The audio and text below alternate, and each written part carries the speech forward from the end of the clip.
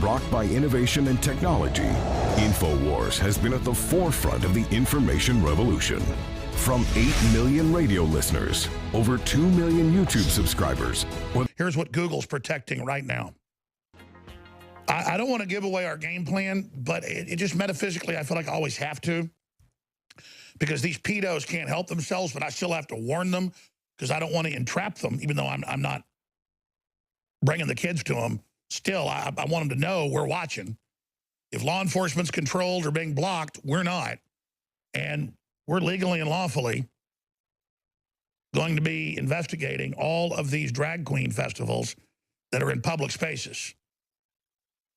Whether they're in public schools, whether they're in libraries, whether they're in hotels, we're going to be watching you. In fact, I've made a full commitment. We've already done some funding on this in the last year. You're seeing that pay off in Houston with a hardcore child rapist who was leading operations against children as young as 2 with the knowing accomplices in the government of Houston, which is now a pedo command base. And I have that from the U.S. Army, federal law enforcement, you name it. Very dangerous city now. Very evil. Doesn't mean all the police are bad, but it's in trouble. This is Albert Garza, a registered child sex offender, convicted in 2008 for molesting an 8-year-old boy.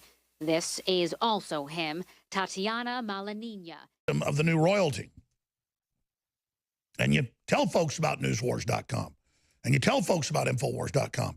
And you've been doing it. And you tell people about, hey, you heard a lot of bad stuff about Alex Jones. Why don't you go find out what he's actually saying?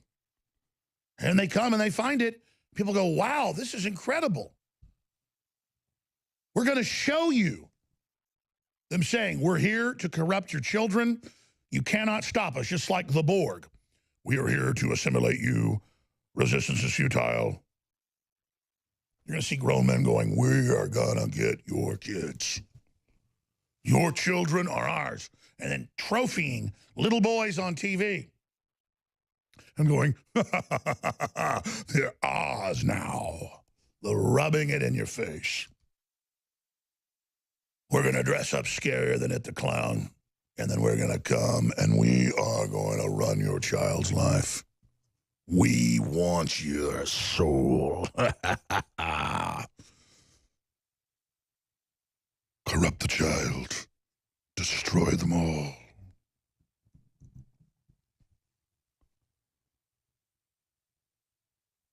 And they come to the city councils and they say, we are grooming your children. They are ours. And the parents go, oh, and they, hi, don't you run your mouth, they're mine. I'll get you and your little dog too. These things must be done delicately. I want to challenge this witch to come on. I said the shooting happened. He says in the manifesto he's done it to trigger a giant war between different groups. When you stage something to trigger a larger event that's blamed on other groups, that's the definition of the oldest form of false flag. I was reporting on Rush Limbaugh saying that. Hell, Obama's head professor at Harvard, I never played the clip yesterday, I will later, I'm going to play it this hour, he came out and said he thinks Trump will stage a crisis or event to stay in office. By the way, I don't agree that Trump's going to try that, but governments have done that, so it's very reasonable to look at any event and say that.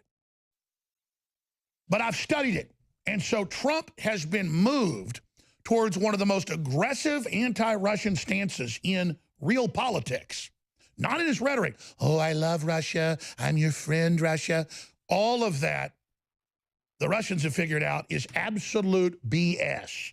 Trump is kicking the ribs in of Russia on energy and weapons and encirclement to bankrupt Russia. So the oligarchs can come back in and kick the Christians around. Trump's doing the wrong thing on that front. And it's very, very sad. He's doing good things on many other fronts. And you notice, getting upset with Trump, he's suddenly saying, okay, I may take action. I may take action and try to stop the censorship. Well, you better. You serve the Republic. And look, I love Trump. I love a lot of what he's done. I think he's a good guy. But he's encircled by a bunch of insiders who think they're going to make deals with the establishment. The establishment doesn't like you. You didn't come from the establishment. Yeah, the kids didn't really like it. They're recoiling. Doesn't matter. By the end, they thought it was great. Yeah. It's like some nightmare of being in hell, or you've taken 14 hits of peyote. Here it is. The Heights Public Library today debuting a new children's story hour called Drag Queen Story Time. Stephanie Whitfield sat in on the program designed to promote acceptance. Good morning, everybody. The Heights Library had a special guest for story time. Oh my goodness. Everyone is dressed so nice. I wish I would have worn a nice costume for y'all. A visitor who usually performs for an older audience. All right. My name is Blackberry. I am a bearded drag queen. That means I'm a lady with... I'm a bearded drag queen that looks like a giant 400-pound goblin demon. The kids are like, here, let's continue. Oh, the kids sit on the lap later. Here we go. Drag queen. That means I'm a lady with lots of facial hair. Do you want to touch my hair? Hit pause. No. Back it up. Let's screw kids up. Let's screw kids up and say a man with a giant beard that weighs 400 pounds is a woman. Let's continue. Touch my hair? No. This program is geared towards kids 10 years old and younger. I just want to expose them to things they don't get to see every day and want it to become the more normal. Like an ISIS beheading, yeah. They've never seen a drag queen before, so I thought it was a good chance to see one. But let's turn around. All right, I'm going to go to your phone calls right now. Trump's set to have a press conference. I may pop into some of that. We've got one of my favorite people, Will Johnson, hosting the 4th hour today. Paul Joseph Watson, I think, moved his hour. He's hosting tomorrow. CNN, which is crazy. That's part of one of the reasons why Facebook is putting CNN on its pedestal and helping them push their message out. And they're banning conservatives. They're blocking conservatives. This is the problem in America. We're in Nazi Germany all over again. And guess who is the Gestapo? It is these tech companies. They're the ones who's trying to take us down. But I digress. I'm getting into tech companies. It's a whole different subject.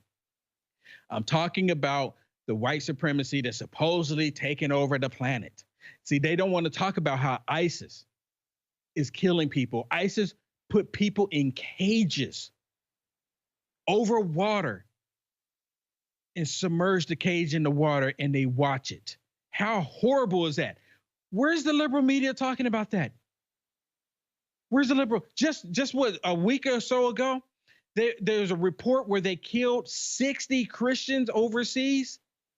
And I think another report showed it was more than 60. It was 100 plus Christians that were killed because they were Christians by these Muslim groups. And where is the liberal media at on that? Where's the outcry on that? And the only reason why they're talking about anything being anti-Semitic in the Democrat Party, trying to bring up a whole resolution about it, is because they don't want people to realize that Jewish people, they bring a lot of money. The Jewish community brings a lot of money to the Democrat Party. And they want to squash that really quick because they want that money. And Nancy Pelosi knows it. But people in the Jewish community are leaving. My name is Will Johnson. This is the Alex Jones Show. We will be right back after this brief message. See you in a minute. God bless.